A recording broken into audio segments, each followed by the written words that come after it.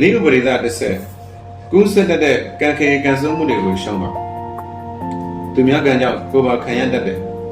စိတ်ခံစားချက်တွေဆိုတာက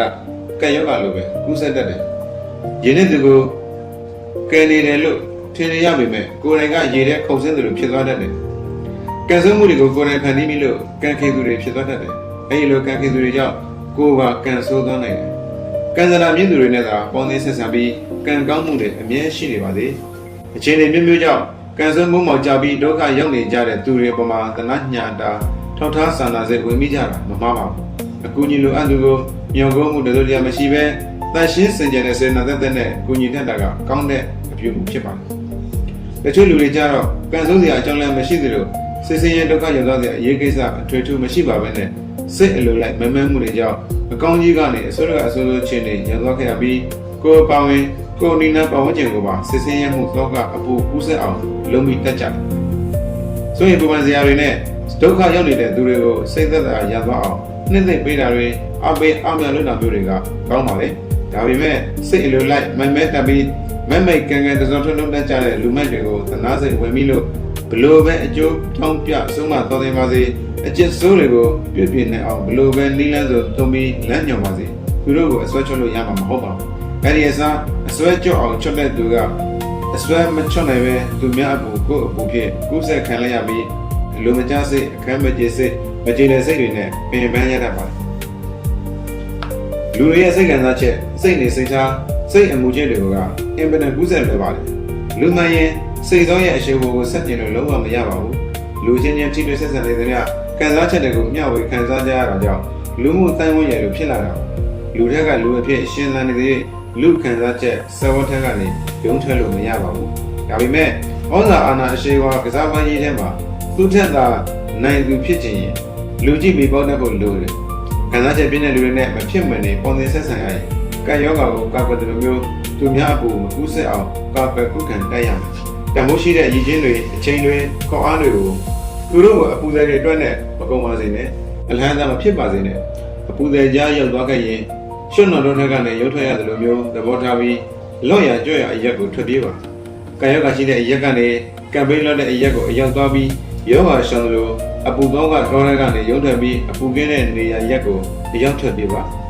စိတ်ခံစားချက်တွေဆိုတာကနှံလိုက်တဲ့တူပါတယ်တူရဆုတဲ့သဘောရှိတာကြောင့်အပူတဲ့နားနေရင်အပူတွေပဲဆုလို့လာပြီးအပူတော်ထဲမှာမောနေရတတ်ပါတယ်ကိုယ်အပူမဟုတ်တာတော့သူများအပူကြောင့်ကိုယ်ပါစိတ်ဆင်းရဲဒုက္ခတက်တတ်ပါအပူမကူပါစေနဲ့အပူတွေကကာယောဂါလိုမျိုးနိစ္စရကိုခုံပြီးကိုယ်လိုဖြစ်အောင်ဇက်သွင်းတတ်ကြပါတယ်ရည်ရချက်ရှိနဲ့သူတစ်ပါးကိုစိတ်ဆင်းရဲသောအောင်လုပ်ကြတာမျိုးမဟုတ်ပေမဲ့လူစိတ်ခံစားချက်ရဲ့အလွတ်လွတ်ကိုကအဲ့လိုမျိုးကူးစက်တဲ့သဘောရှိပါတယ်ကိုယ့်ဘက်ကတော့စိတ်ကောင်းစေတဲ့နဲ့အပူတွေကိုစိတ်သက်သာရအောင်တွားထောက်ချပေမဲ့အပူတော်တဲ့ကနေရုပ်ထွက်နိုင်လို့နဲ့စိတ်ခေါ်အားမရှိတဲ့အခါမှာအပူတွေဟာစိတ်ခေါ်အားတွေပြေဝနေတဲ့နိစ္စရလူတွေစီကနေတွဲဆော်ဖုတ်ကောင်တွေလိုစိတ်ခေါ်အားတွေကိုရရင်ရနေတော့စုပ်ယူတတ်ကြပါလိမ့်တယ်တကယ်တမ်းကိုခေါ်အားဆွေးရလာမှသတိထားမိတဲ့အခြေလဲရောက်ကိုလည်းသူများနီးတူအပူတွေဖြစ်မှမသိဖြစ်နေပါပြီဒါကြောင့်ကာယကဆိုးတွေချက်ကုဆက်မြန်တဲ့ဒီဖုတ်ယောဂဆိုးကြီးကနေဘယ်လိုခုခံကာကွယ်ကြမလဲအပြောဆိုအမှုချင်းနဲ့ပဝန်းကျင်ပေါ်လက်ညှိုးထိုးပြကြတဲ့လူမှုကိစ္စပြဿနာပဋိပက္ခအကြောင်းရင်းတွေကိုကြည့်ပြီးလူတွေရဲ့စိတ်ခံစားချက်အခြေအနေကိုခံမှန်းလို့ရပါတယ်အပူတွေဟာလူတို့ထဲဝင်နေသူတို့ကိုယ်သူတို့ပေါ်လည်အောင်ချပြတတ်ကြတယ်သူတစ်ပါးရဲ့ကရုဏာစိတ်ကိုအခွင့်ကောင်းယူပြီးမျက်ရည်ချီလို့ရှိကြတယ်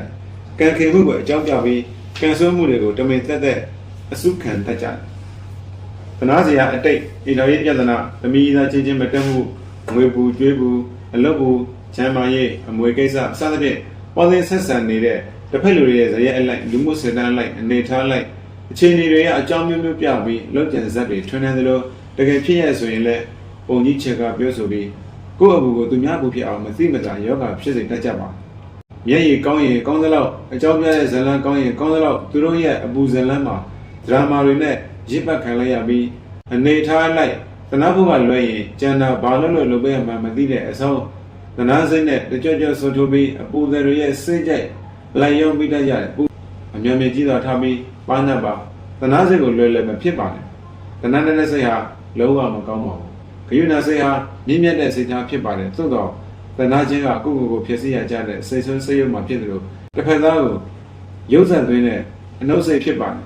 ်ဉာဏ်သားစိတ်ဖြစ်ပါတယ်တစ်ဖက်သားကမကူညီနိုင်ရင်စကားလည်းမစမိပါစေနဲ့တဏှာလည်းမပြတ်မိပါစေနဲ့ဂယုဏတဲ့စိတ်နဲ့တင်ခံဝေးဝေးရှောင်လိုက်တာကမှကိုယ့်အတွက်ရောသူ့အတွက်ပါကောင်းပါတယ်အပူတွေနောက်ကိုလုံးဝမသွားပါနဲ့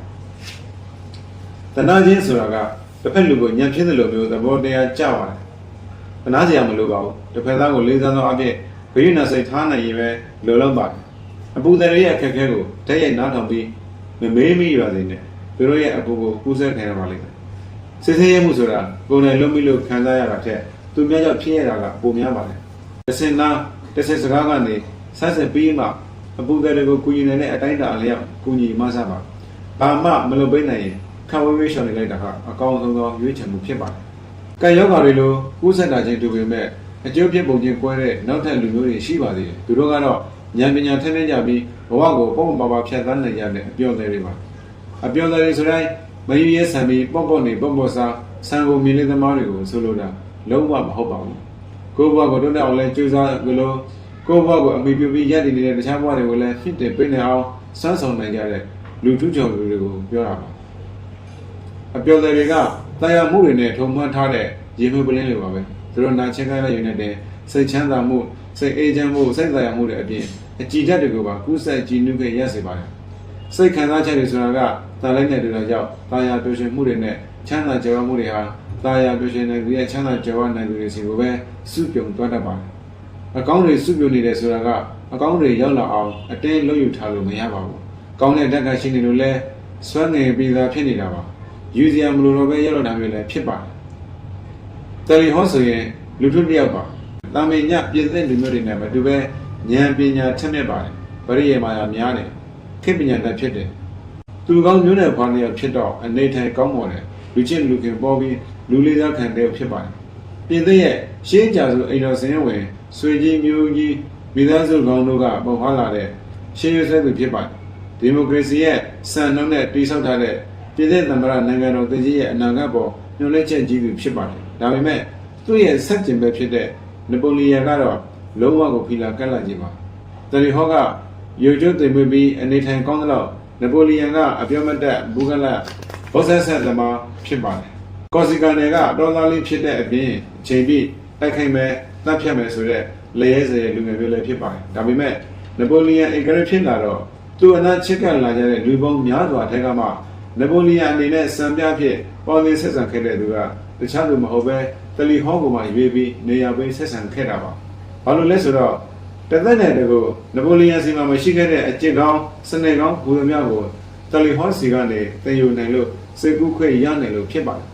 အဲဒီလိုမျိုးပေါင်းသိန်းကောင်းကိုအနာထားပြီးအကျင့်ကောင်းတွေကူးယူနိုင်ခဲ့လို့နပိုလီယန်လည်းဧကရိဖြစ်ခဲ့ပြီးတစ်နှစ်အတွင်းအချိုးပြောင်းသွားခဲ့ပါတယ်ငကိုတဲ့အမြင့်ကျသွားပြီးအနေထိုင်ကစားအစအစရာရာအားလုံးပြည့်ပြည့်နိုင်ခဲ့ပါတယ်တတိပုဂ္ဂလကိုရေးကိုယ်တာအကျင့်စရာတွေကိုပဲပြည့်ပြည့်ပြောင်းလဲနိုင်ခဲ့တာမဟုတ်ပါဘူးတယ်လီဟောရဲ့အကြံပေးမှုတွေတန်တော်မှုတွေကြောင့်ပြည်သစ်နိုင်ငံအပေါ်အုပ်ချုပ်မှုတွေအဆုံးအားလုံးပြည့်ပြည့်ပြောင်းလဲနိုင်ခဲ့တာဖြစ်ပါတယ်အနာမသနိုင်ခဲ့တဲ့မြတ်ကိုတယ်လီဟောနဲ့ကြမှာနာချောအောင်လုပ်နိုင်ခဲ့တာဖြစ်ပါတယ်အခုလိုမျိုးစိတ်ခံစားချက်ကောင်းတွေစိတ်မှုချက်ကောင်းတွေကူးစက်ခဲ့ပေးခဲ့တာပါအထုံကောင်းကိုကူးယူခဲ့ရရင်အခွင့်ကောင်းလက်မလွတ်စေပဲတန်ဖိုးထားပြီးကူးယူပါကိုယ့်ကိုယ်ဆက်ဆက်ကြည့်လိုက်တဲ့အခါမှာကိုကဖြစ်ကျင်တော့အပူဇယ်လိုလက္ခဏာတွေရှိနေခဲ့ရင်အပျော်ဇယ်တွေရှိတဲ့နေရာကိုသွားပါအပျော်ဇယ်တွေနဲ့ပို့ပြီးပေါင်းသင်းဆက်ဆံပါသူတို့ရဲ့အမှုချက်ကောင်းတွေကိုအတူယူပါစိတ်ပေပန်းစရာစိတ်တိုက်ကြစရာစိတ်ဆင်းရဲစရာတွေနဲ့မလဲမသေးကြုံနေရသလားဒါဆိုရင်တော့စိတ်ချမ်းသာစရာစိတ်ကြည်နူးစရာစိတ်သက်သာရနိုင်မယ်အလုပ်ကိုပြောင်းလုပ်ပါစိတ်ခံစားချက်ဆိုတာကိုယ်တိုင်ကတွေးခေါ်ခံစားလို့ဖြစ်လာတဲ့အရာတွေဖြစ်ပါတယ်။လာလိုက်လို့အလုပ်လုပ်တာကြောင့်ကောင်းတာတွေးမှကောင်းတာတွေဖြစ်လာမှာပါ။အဆိုးတွေကြီးပဲတွေးနေရတော့မကောင်းတာတွေပဲဖြစ်နေပြီးကံခေကံဆိုးသူဖြစ်နေရပါလိမ့်မယ်။အကြောင်းမျိုးမျိုးကြောင့်အထီးကျန်နေခဲ့ရင်ဘယ်တော့မှတကူတည်းမဖြစ်ပါစေနဲ့။လူအသိဝဲတဲ့ဝင်ဆက်အောင်မိမိကိုယ်ကိုပြင်ဆင်ပါ။တကူတည်းနေတစိမ့်တည်းထားရင်တခဏတာပဲပျော်ရွှင်နိုင်ပါလိမ့်မယ်။တသက်တာပျော်ရွှင်နိုင်ဖို့ဆိုရင်တော့လူတွေကိုသွားပါလူတွေနဲ့ပေါင်းသင်းဆက်ဆံပါဆက်ဆံရေးကောင်းတွေဖန်တီးပါအခြေဆက်ကောင်းတွေရအောင်လုပ်ပါလူကြီးလူကောင်းတွေနဲ့မဖြစ်မနေပေါင်းသင်းပါချစ်ကပ်ပါချိတ်ဆက်ပါအကျင့်ကောင်းတွေအကြံဉာဏ်ကောင်းတွေကိုအတူယူပါမကောင်းတဲ့အတွေ့တွေစိတ်ပင်ပန်းဆင်းရဲစရာအမြင်တွေမကောင်းတဲ့အကျင့်တွေရဲ့ဆွမ်းငင်မှုနောက်မပါပါစေနဲ့အတင်းရုံးထွက်ပါဝမ်းနဲ့နေသူရဲ့အမြင်မှာပဝတ်ကျင်ကစိတ်မချမ်းမြေ့စရာတွေများနေတတ်ပါတယ်ဒါပေမဲ့ပျော်ရွှင်နိုင်သူရဲ့အမြင်မှာတော့ပ ပတ်ဝန်းကျင်ကဘလောက်ပဲအနိဋ္ဌာယုံတွေများနေပါစေစိတ်ချမ်းသာစရာအချက်လေးတွေကိုမြင်နိုင်တွေ့နိုင်တဲ့အစွမ်းသတ္တိတွေရှိကြပါတယ်ဒါကြောင့်ကံကောင်းသူတွေနဲ့ပဲပေါင်းသင်းပါမစင်အနက်အစွဲမခံပါနဲ့ရေမွေးအထုံကကူးဆက်ပါစေသူများကံကြောင့်ကိုယ်မခံရပါစေနဲ့